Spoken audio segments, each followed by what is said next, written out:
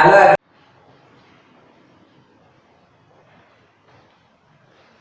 Hello, good morning students. This is Dhananjay Kumar and welcome to the Rowan's Convent School online classes. Dear students, as you know, in previous classes we have started a new chapter in third unit, that is environment in its totality. हम environment in its totality जो कि आपकी geography का part है कि unit third से हमने start किया था। उसमें हमने देखा कि हमारा जो एनवायरनमेंट है, जो नेचुरल एनवायरनमेंट है, वो दो पार्ट्स में डिवाइड है, बायोलॉजिकल है, फिजियोलॉजिकल। और जो उसके क्या बोलेंगे उनको डोमेन्स क्या कहते हैं हमारे इसमें, लिथोस्फीयर, एटमॉस्फेयर और हाइड्रोस्फीयर और बायोस्फीयर, ये हमारे कहते हैं डोमेन्स। हमने इकोसिस्टम भी पढ़ा और बायोडायवर्सिटी भी हमने पढ़ी।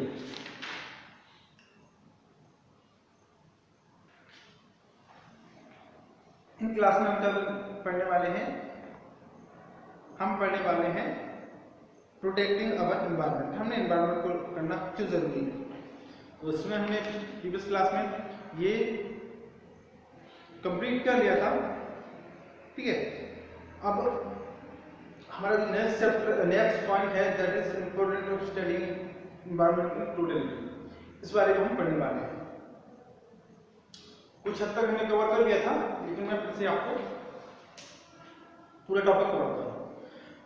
The totality of our environment includes all the elements of our natural environment divided into physical and biological components. क्या है the totality of our environment? हमारे जो एनवायरनमेंट की टोटलिटी है,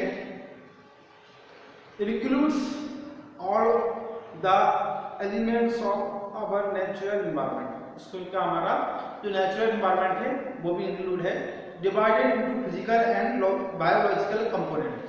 वो क्या है, फिजिकल और बायोलॉजिकल कंपोनेंट्स में डिवाइडेड है। And also the man made environment, और जो क्या है, जो मैन मेड एनवायरनमेंट है, which exists in the backdrop of the natural environment, also the man-made environment। और वो क्या है, man-made environment है, उसमें भी डिवाइडेड है, जो कि एग्जिस्ट करता है यहाँ पे backdrop of the natural environment। Okay, some of the great advantage of studying in the environment in totality। कुछ इंपोर्टेंट है, जो ग्रेट इंपोर्टेंट है, एडवांटेज है। किस चीज के एडवांटेज है? हमें एनवायरनमेंट के बारे में क्यों पढ़ना चाहिए, उसके बारे में बताया है कि इसकी महत्व क्या है। तो पहला महत्व इसका क्या है, पहला इंपोर्टेंस क्या है इसका, advantage, we can understand the impact of man's activity on the environment. जो आदमी की एक्टिविटीज है, man's activity impact on the environment. जो हमारी एक्टिविटी है वो एनवायरनमेंट पर क्या इम्पैक्ट कर रही है, क्या उनका प्रभाव है, हम उसके बारे में यहाँ से जान सकते हैं। It help us to understand the nature and diversity of the base in which various force and process operate in the earth. The help us to understand, हमें मदद करता है किस चीज में, the nature and diversity of the base, nature and diversity of the base in which various force and process operate in the earth. जो पृथ्वी पर जो वेरियस टाइप के फोर्स हैं, प्रोसेस होती हैं, प्रोसेस ऑपरेट होती हैं, वो कैसे होती हैं, वो क्या हैं, उनके बारे में हमको समझने के लिए हेल्प करता है।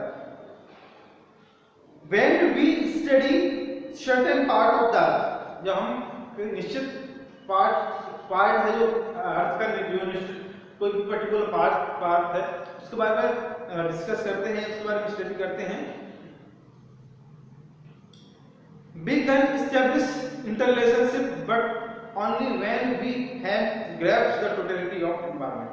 तो हम उसके साथ क्या कर सकते हैं, इंटररिलेशनशिप स्टैब्लिश कर सकते हैं, कब, बट ओनली व्हेन, कब, we have grasped the totality of the, जो हम उसके बारे में संपूर्ण उसका जो आस पड़ोस की चीजें हैं उसके टोटलिटी के बारे में पता हो।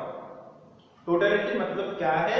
टोटलिटी मतलब ये नहीं, देखिए सपोज कीजिए हम अगर फॉरेस्ट के बारे में पढ़ रहे हैं तो फॉरेस्ट के बारे में वो एक पर्टिकुलर टॉपिक हो गया हमारा, लेकिन फॉरेस्ट में क्या है हमारा जो फॉरेस्ट से क्या हो रहा है, हमको रेन फॉरेस्ट ऑक्सीजन पर डिपेंड कर रहा है, हमारा ऑक्सीजन दे रहा है।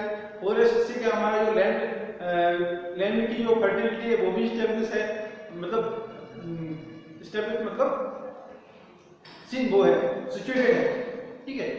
अब हम बात कर रहे हैं बारिश के बारे में, रेन के बारे में, तो कहीं ना कहीं हमें पूरी जो एस्पेक्ट है उसको देखना पड़ेगा, तब हम उसके टोटलिटी के बारे में समझ पाएंगे। तो टोटलिटी को आप आई होप समझ गए होंगे आप।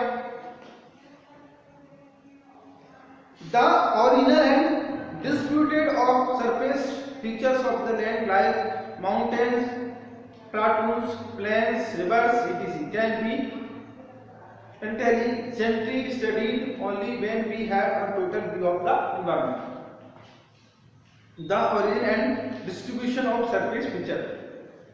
Origin मतलब केंद्र, डिस्ट्रीब्यूशन ऑफ सरफेस मतलब जो बाहरी परत है, ठीक है, ऑफ द लैंड लाइक हमारी जो जमीन की बाहरी परत है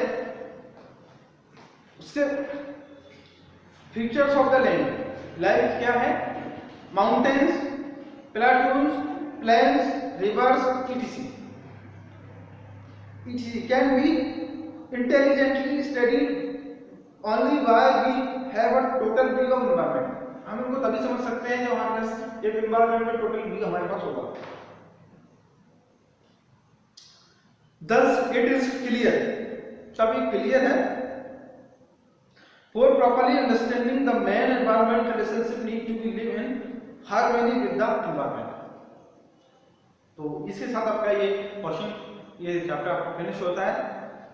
अब यहाँ पे देखिए आप कुछ ग्लोसरीज दे रखी हैं आपको। फिजिकल एनवायरनमेंट क्या होता है? It means surrounding countries of the mountains, plains, plateaus, climate, source and vegetation. ये क्या है आपके नेचुरल फिजिकल माउंटेन में। बायोडाइवर्सिटी क्या होती है? The wide range of species living in the earth. वो क्या होती है अपनी, हम उसको क्या बोलेंगे? बायोडाइवर्सिटी बोलेंगे। बायोलॉजिकल एनवायरनमेंट क्या होता है? अवर surroundings consist of the reverse consisting of life or living things, plants, animals and bacteria. इनको हम क्या बोलते हैं? Biological environment. टीमिंग क्या होती है? It means crowded and animals are moving around a lot. ठीक है, इसको हम क्या बोलते हैं? टीमिंग बोलते हैं। प्रोलिफरेशन क्या होता है आपका? इंक्रीजिंग फास्टिंग, मतलब बहुत तेजी से बढ़ना है, उसको हम क्या बोलते हैं? प्रोलिफरेशन। तो यहाँ वो टफ अगेन ये आपको कुछ किया है जो इनको इस वीडियो में समझाया आपको, वो टफ चीजें थी, ठीक है, तो इनको आपको स्टडी करना है और हम नोट्स आपको उसके प्रोवाइड कर दूंगा, लेकिन प्रोसेस आपको वही करना है कि आप उनको अपने सॉल्व कर पाएँ, ठीक है। इस बार आपने देखा एग्जाम में जो हमारे सिटी फर्स्ट हुए थे उसमें बहुत सारे लोगों को बहुत सारी मतलब समझ जाइए आप, तो ये आपके साथ ना हो इसके लिए आप उसको अच्छे से पढ़ें, ठीक है। तो with this thank you so much for watching and